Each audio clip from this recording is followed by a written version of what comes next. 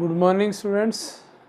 तो आइए आगे इलेक्ट्रिसिटी में हम कुछ और टॉपिक्स डिस्कस करते हैं। करंट इलेक्ट्रिसिटी हम ये पढ़ चुके हैं, क्या होती है, चार्ज कैरियर्स क्या होते हैं और इलेक्ट्रिक करंट की डेफिनेशन। आइए अब हम जानते हैं what kind of quantity is electric current, is it scalar or a vector quantity. So electric current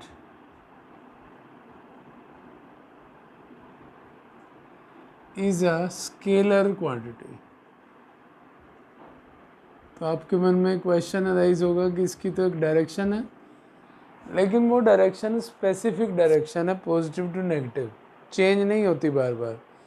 फिर भी साइंटिस्ट फिजिसिस्ट ने इस पर वर्क कैसे किया, उन्होंने ये एक कंडक्टर लिया और उसको दो डिफरेंट कंडक्टर्स के साथ अटैच कर दिया। ये इनका मीटिंग पॉइंट है, यानी कि करंट यहाँ से एंटर करेगा I1, यहाँ से एंटर करेगा I2 और यहाँ से आएगा I3। तो मेज़रमेंट किया गया, I2 सपोज करो 5 एम्पियर है और I3 सपोज किया 3 एम्पियर है।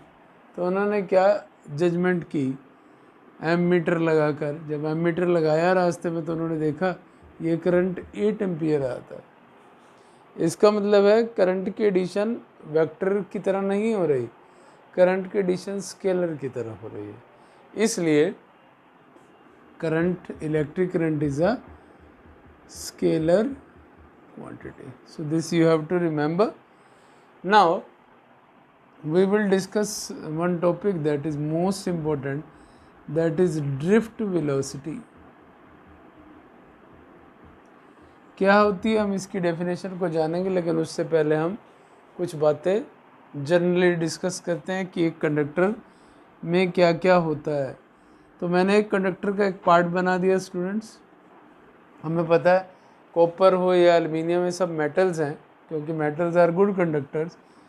तो इनके अंदर एटम्स होते हैं और हमें पता है कि हर एक सॉलिड के पास चार्ज कैरियर नहीं होता, लेकिन कंडक्टर्स के पास करंट कैरियर्स हैं। और वो करंट कैरियर कौन है, वैलेंस इलेक्ट्रॉन। वैलेंस इलेक्ट्रॉन्स को हम फ्री इलेक्ट्रॉन्स भी कहते हैं। क्यों कहते हैं, आज इस बात को भी डिस्कस करते हैं। देखिए स्टूडेंट, वैलेंस इलेक्ट्रॉन का मतलब है कि एक एटम की आउटर मोस्ट शेल के इलेक्ट्रॉन्स, जब इन्हें रूम टेम्परेचर पर कोई हीट मिलती है तो ये इलेक्ट्रॉन इस ऑर्बिट को छोड़ देते हैं और इंटर एटॉमिक स्पेस में आ जाते हैं, यानी कि दो एटम्स के बीच में स्पेस में आ जाते हैं और रैंडमली मूव करते रहते हैं।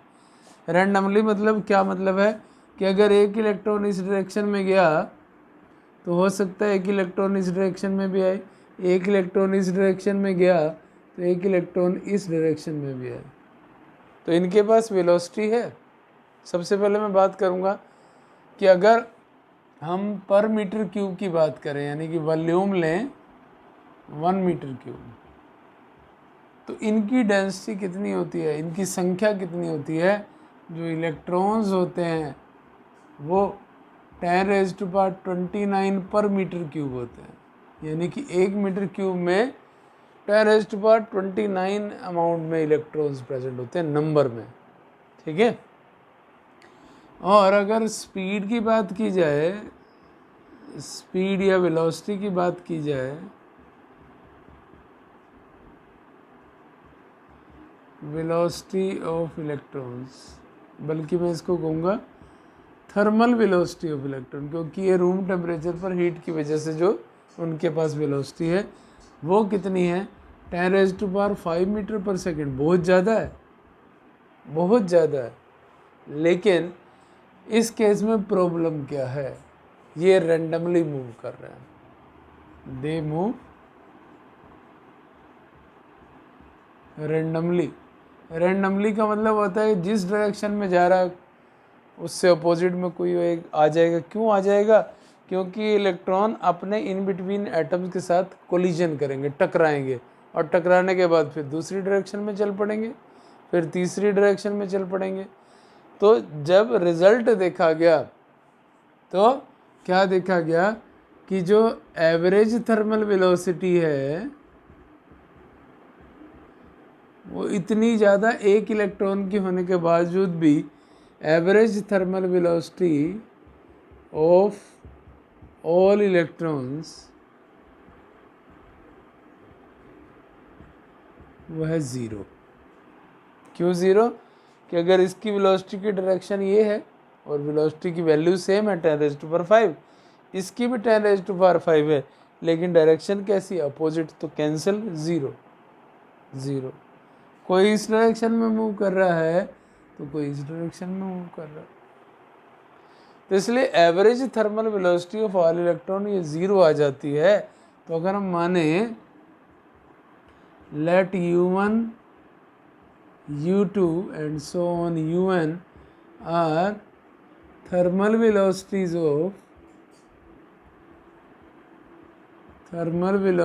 of n electrons in a conductor, तो आप एवरेज मतलब मीन कैसे निकालते हो? सबको सम करते हो और टोटल नंबर से डिवाइड कर देते हो। So this is zero. तो फिर ये कैसे, ये ड्रिफ्ट वेलोसिटी क्या है? फिर इलेक्ट्रॉन नेगेटिव एंड से पॉजिटिव एंड की ओर मूव कैसे कर जाते हैं? इसी बात को ही हमें डिस्कस करना है।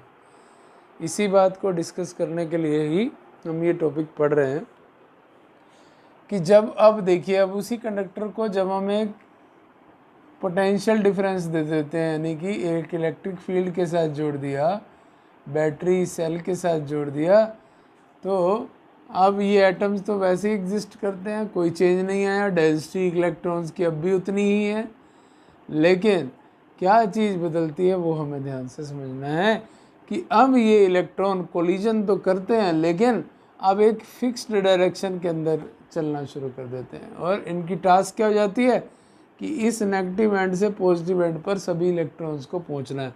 तो कैसा पाथ फॉलो करते हैं? ये कर्व्ड पाथ को फॉलो करते हुए चलते हैं।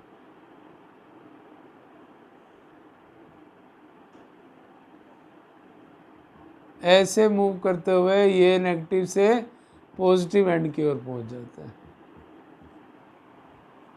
तो जो वेलोसिटी एक्वायर कर लेते हैं आफ्टर अप्लाइंग इलेक्ट्रिक फील्ड, उस वेलोसिटी का नाम ड्रिफ्ट वेलोसिटी है। और इसकी वैल्यू कितनी होती है ड्रिफ्ट वेलोसिटी की? ये होती तो बहुत कम है, लेकिन क्योंकि सभी इलेक्ट्रॉन एक स्पेसिफाइड डायरेक्शन को ही फॉलो कर रहे हैं, अब रैंडमली मूव नहीं कर रहे, तो इसलिए यह ड्रिफ्ट वेलोसिटी कम होने के बावजूद भी सफिशेंट है कि एक करंट को बना दे।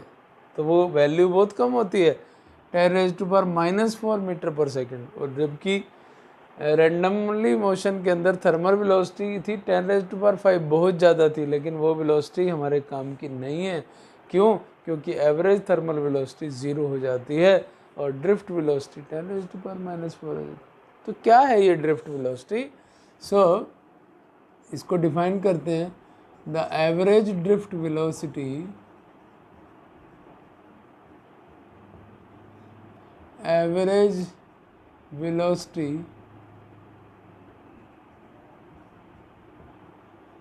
with which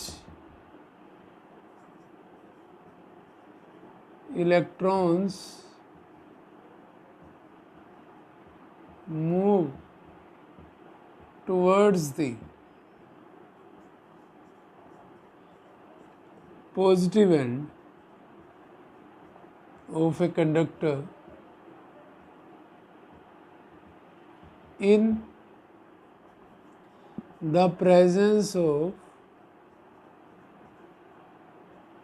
external electric field. तो जो बैटरी या सेल जोड़ देंगे इज कॉल्ड ड्रिफ्ट वेलोसिटी, और इसको हम VD से रिप्रेजेंट करेंगे। D stands for drift velocity.